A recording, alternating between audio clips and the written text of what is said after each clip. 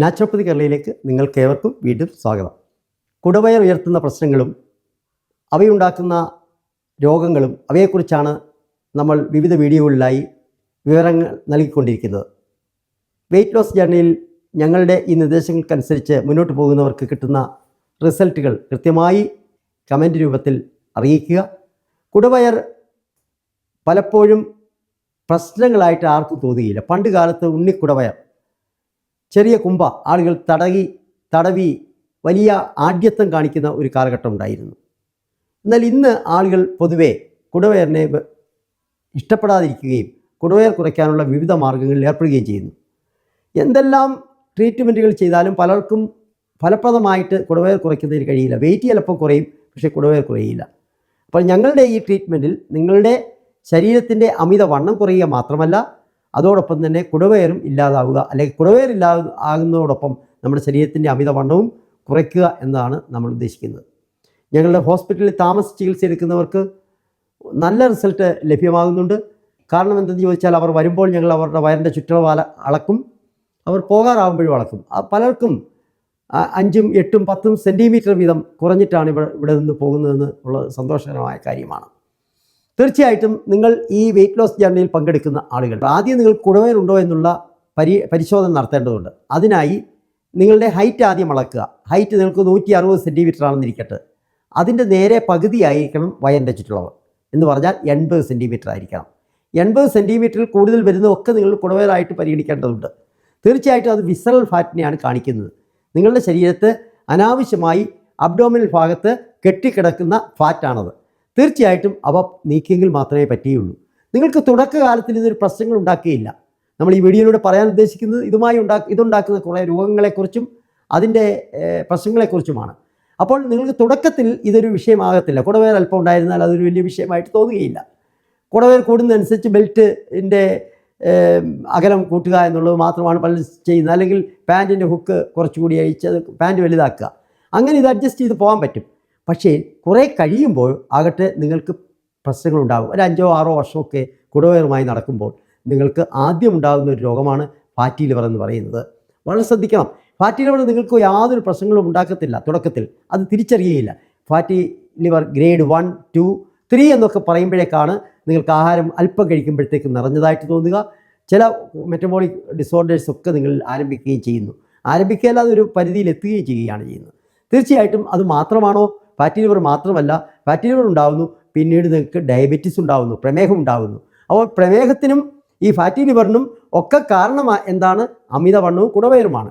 അതുകൊണ്ടാണ് പ്രകൃതിയിൽസരായ ഞങ്ങൾ വയറിൻ്റെ ആരോഗ്യമാണ്, കുടൽ ശുദ്ധിയാണ് ഉടൽ ശുദ്ധി എന്ന് ഞങ്ങൾ പറയുന്നതിൻ്റെ കാരണം അതാണ്. വയറിൻ്റെ ആരോഗ്യമാണ് വളരെ പ്രധാനപ്പെട്ട കാര്യം. അപ്പോൾ കുടൽ ശുദ്ധി ഉണ്ടോ, നിങ്ങൾക്ക് ഉടൽ ശുദ്ധി ഉണ്ടാകും. നിങ്ങളുടെ ബാഹ്യ ശരീരത്തിൻ്റെ സൗന്ദര്യത്തിലാണ് നിങ്ങൾ ആഗ്രഹിക്കുന്നതെങ്കിൽ കുടൽ ശുദ്ധിക്ക് വളരെ പ്രാധാന്യം കൊടുക്കണം.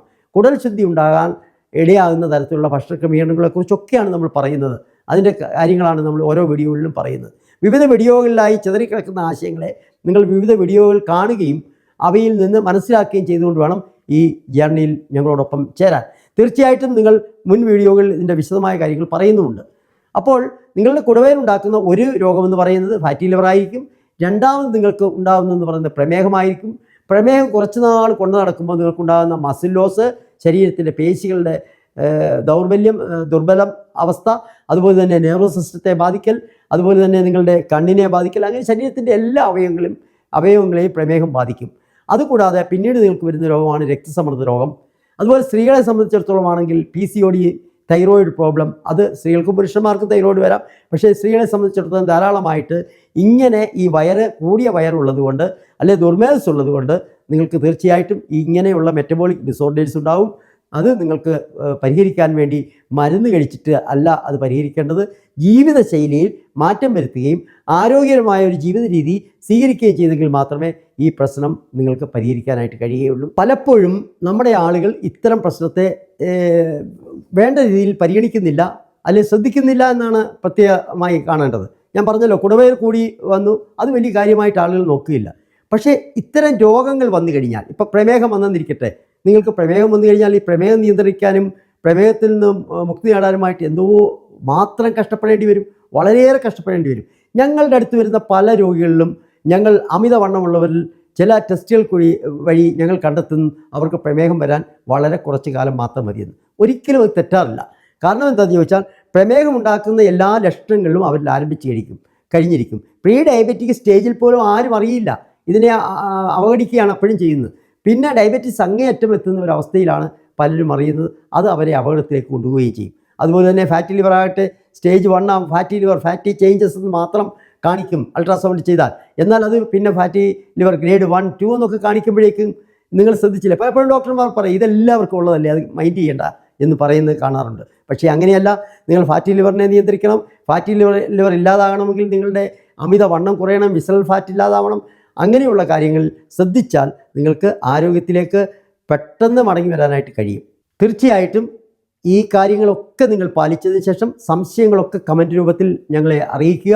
ഞങ്ങൾ മറുപടി ഇടുന്നതായിരിക്കും. കൂടുതൽ ക്ലാരിറ്റി വേണ്ട വീഡിയോകളുണ്ടെങ്കിൽ അല്ലെങ്കിൽ വ്യക്തത വരേണ്ടതുണ്ടെങ്കിൽ അതിനെക്കുറിച്ച് പറഞ്ഞാൽ തീർച്ചയായിട്ടും ഞങ്ങൾ അതിനുള്ള വീഡിയോകൾ മറുപടിയായിട്ട് നൽകുന്നതായിരിക്കും. നിങ്ങളുടെ കമൻറ്റുകളാണ് ഞങ്ങൾ കൂടുതൽ സപ്പോർട്ട് എടുക്കുന്നതെന്ന് പ്രത്യേകം ഓർക്കുക. നിങ്ങൾ ലൈക്ക് ചെയ്യുക, ഷെയർ ചെയ്യുക. ഈ ഞങ്ങളുടെ വീഡിയോയിൽ പങ്കുകൊള്ളുന്ന നിങ്ങൾക്ക് എല്ലാവർക്കും നന്ദി.